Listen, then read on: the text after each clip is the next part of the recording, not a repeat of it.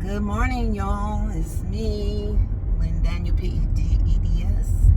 I am the self-care evangelist. I'm coming to you this morning. As you can see, that Phoenix area sun is high beams and glorious. And I have been uploading videos about my journey into widowhood. And the reason I'm doing this, I feel compelled or inspired to do this, is because next month marks the 20th anniversary of my late husband's demise and me becoming a widow, me losing him, my children losing their father.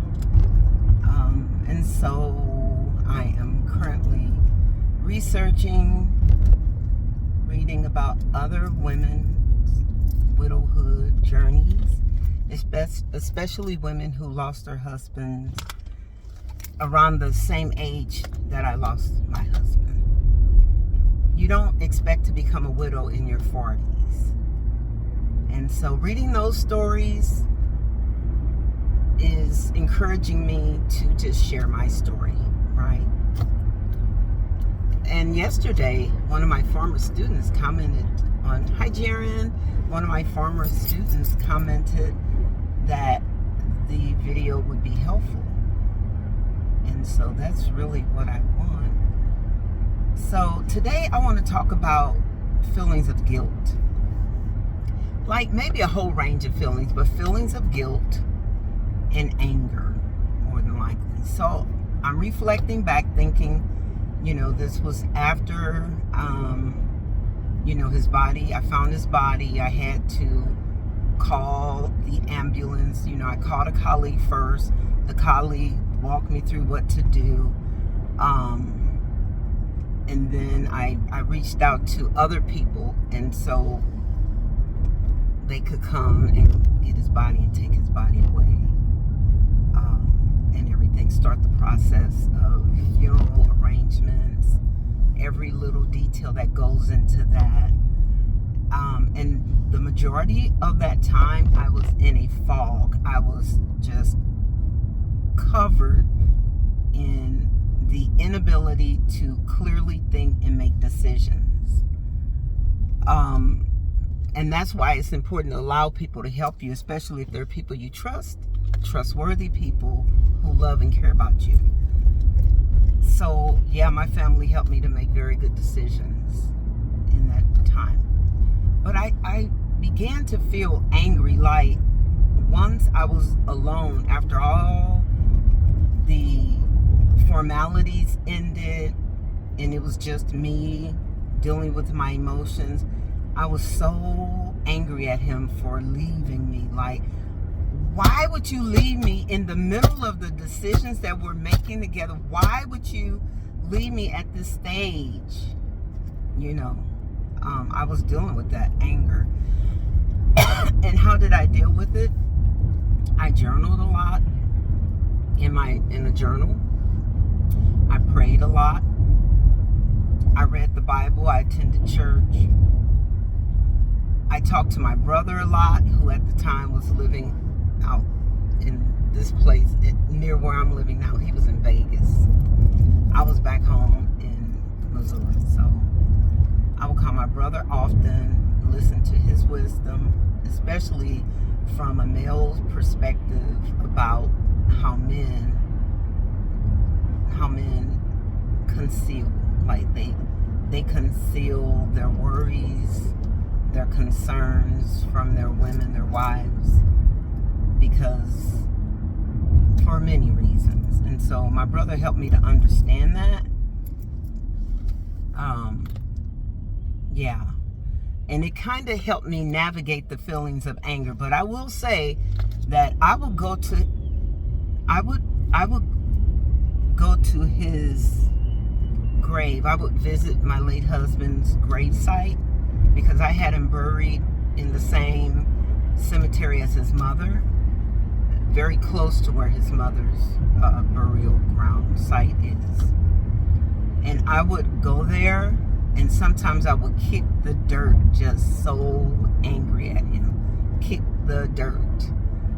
And I went out there often. I can't recall if it was every day. I know it was at least once a week, typically on a Friday after work before I drove home, or maybe on my way to visit my parents or something.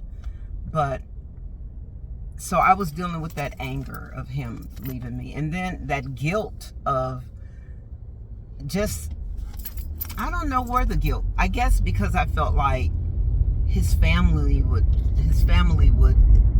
say, well, it's her fault, right? He's gone, it's her fault. She stressed him out, she did XYZ, because a lot of times that is what happens to the surviving spouse. They get accused, blamed, all sorts of tales can come about, speculations, although they may not be directly stated to the surviving spouse. Sometimes you catch wind of what is being said, and it's hurtful things being said. Sometimes you can tell by people's distance or how they are treating you that they have unanswered questions, or they've made speculations or whatever. And so I went through a period of feeling guilty, like, yeah. But again, when you're navigating these emotions during this grief process of losing a spouse, you have to get the things out of your body. So here's some things that I started doing. So I went ahead, with the help of like my family, with the help of an attorney, I went ahead and finished the home and purchased the home. So I made that decision, even though oftentimes you're told not to make major decisions for 6 months to a year. Since we were so far into the process, I leaned on the wisdom of my family, of my attorney at that time, and I made the decision and moved forward, and I'm glad I did. I also started exercising, so I joined the gym. I went to a nutritional planning. I started doing things to take care of myself, because one thing I did notice is that married people can get fat together. Like, if you're not mindful, you're content, or you're happy and you're eating a lot and you're just content, and you're maybe not as active. You're sitting around watching television or going to the movie theater, sitting around. You get fat, you let yourself go. And so I joined the gym so that I could at least move my body. I think I took step aerobics. I really liked that class. It was a group class. I took step aerobics. I had 4 sessions with the personal trainer. And then I would go to the nutritional planning place once a week. So I didn't, like, it gave me focus and structure around that aspect of my health, and I find that very helpful even today.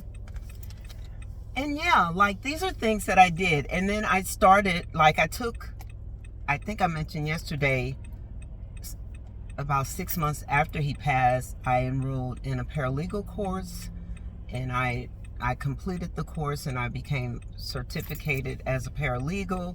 And really, I just did that because that is not in the field of education. It was a total immersion in learning the law and memorizing a bunch of court case related terms and things of that nature.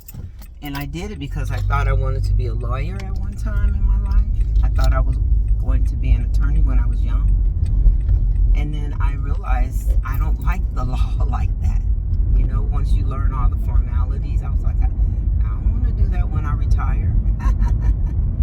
So yeah, do things with either yourself. I even took a Taekwondo class. I love that Taekwondo. It was really a good way to get the tension out of my body and the emotions out of my body. I took a Hapkido. Hapkido kind of scared me because we were learning moves, survival moves, and moves that could kill people with your hands. And I mean, I was learning that stuff, and I still remember that. So thank God I haven't had to use it. But yeah. So actively pursue some interests. So I'm going to come back. If you all want, I will continue this series. I will come back and talk about how music, how the church choir, how this little church and the church choir set me on a path to healing, man. Like, with music, just really blessed me, blessed my soul. All right. Thank you all for viewing. Be sure to like the video, subscribe if you haven't. Check out my 30-day reflective journal on Amazon. I will put the link in later and check that out. And also, if you want a signed copy of it, just message me and I'll make arrangements for you to pay me $30 for a signed copy, and that money goes to, I'm donating that to the Palau Ministry in India. It's a children's orphanage. And so, yeah. All right, you all. Thank you. Be blessed. Bye.